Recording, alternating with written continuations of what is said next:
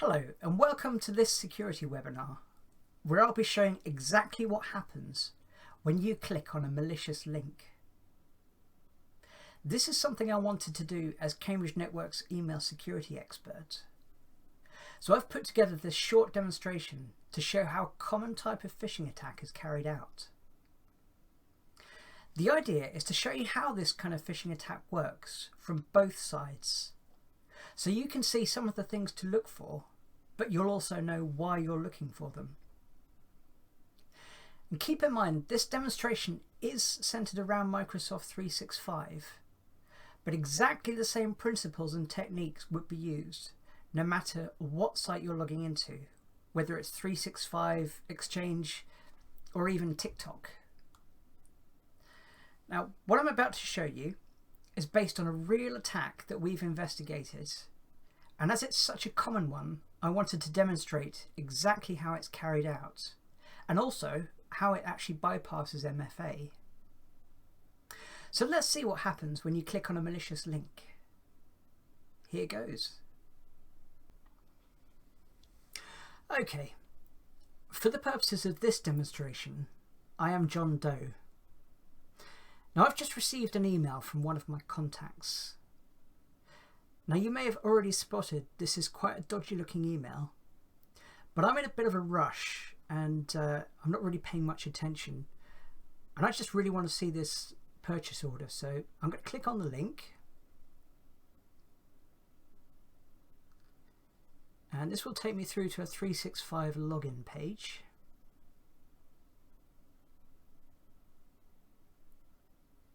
Okay, so I'm going to pop my email address in.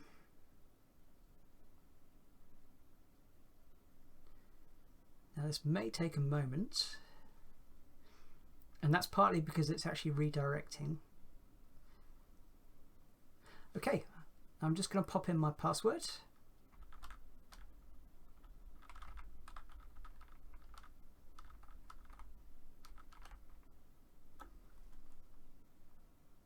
Okay, and this has taken me through to a multi-factor authentication sign-in request, as expected. So because I'm expecting this, I'm just going to pop it in on my app here. Now I'm using Microsoft Authenticator, but this will also work with Duo as well. Okay, so I'm just going to type in that number.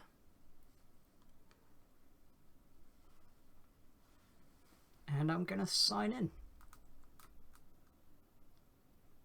Now, this has taken me through to the purchase order, and apart from the fact the date and some of the details relate to Back to the Future, there's nothing too suspicious about this. So as far as I'm aware at this point, I'm just happily looking at a purchase order my contact has sent me, completely unaware that I've just been compromised. So that's what happens when you click on a malicious link. But let's look at what happens from the other side of the fence.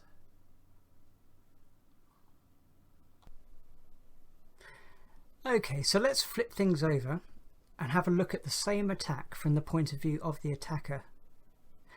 So we'll be able to see how we got into John Doe's account using one of the most common types of phishing campaign that we're seeing at the moment. And this is known as a man-in-the-middle attack. So let's have a look at how it works.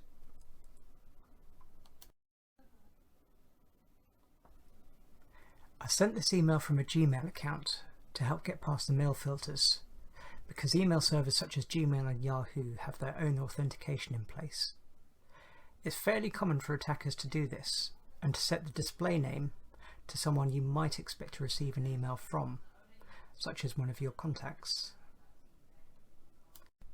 Often they might send an email from a domain they've purchased specifically for the attack, perhaps changing a couple of the letters to make it look like a legitimate domain, or they might even be using a compromised account. Now, this black box on the right is the server I set up for this phishing campaign. Its only purpose is to listen in and capture any data from the traffic going to the malicious site that's been created. You can see here the link I've set for the spoofed site. This link can be pasted into an email embedded within an image, or even hidden behind a QR code. Now you can see here that if you hover over the Open button, the link to the malicious URL is displayed in the bottom left of the email. Let's open up the link in a new tab. Now you can see it's taken us to a spoofed Microsoft site. Notice the URL in the address bar is not a legitimate Microsoft address. And now what's also happened here is that the listening server is telling me that a visitor has arrived at our spoofed site, and it shows the URL that they've landed on. Okay, John Doe hasn't noticed the URL is incorrect. So let's carry on signing in. And notice how it shows the URL we're signing into at the bottom of the browser. Now we enter the password. And this applies however we enter it, even if we're using some kind of password manager software. And this could be any password.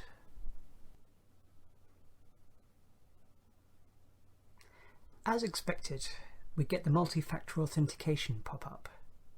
So we enter the number on our authenticator app, and then we complete the sign-in. At this point, we're redirected to a fake purchase order document hosted on Google Drive. Now notice how the details of John Doe's sign-in credentials have been captured on the listening server. It also shows us the URL the victim's been redirected to. Now this redirect could be any malicious site and may even host malware. Now this could include false documents, perhaps even with fake banking details, which might be hard to spot if the malicious email had come from a contact or a customer or supplier that had been compromised. Okay, we're just going to close down John Doe's session, who's still blissfully unaware. And now as the attacker, we're going to move to the next part of the phishing attack. So we get a web browser up and navigate to the real Microsoft login page. And we then clear our browser cookies because we want to import John Doe's from the data that we've harvested from the listening server. But you don't need to worry too much about the cookies. Next, we look at the data on the server to see what credentials we've been able to harvest. Now you can see the different sessions from each person who's navigated to our malicious link. But we're interested in John Doe's last session because it's a spear phishing attack directed at him. You can see though that a more widespread attack might provide bad actors with many different account credentials.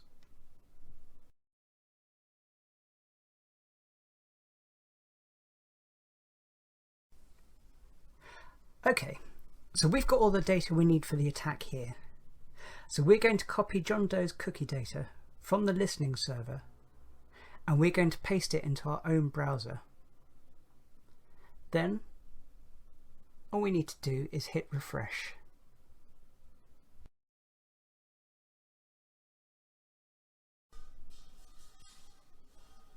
Now, straight away, we now have access to John Doe's Microsoft 365 account, as you can see here.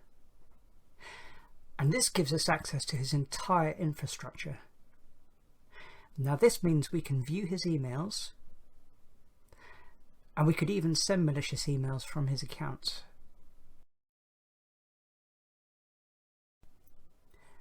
We have access to his documents and to his OneDrive.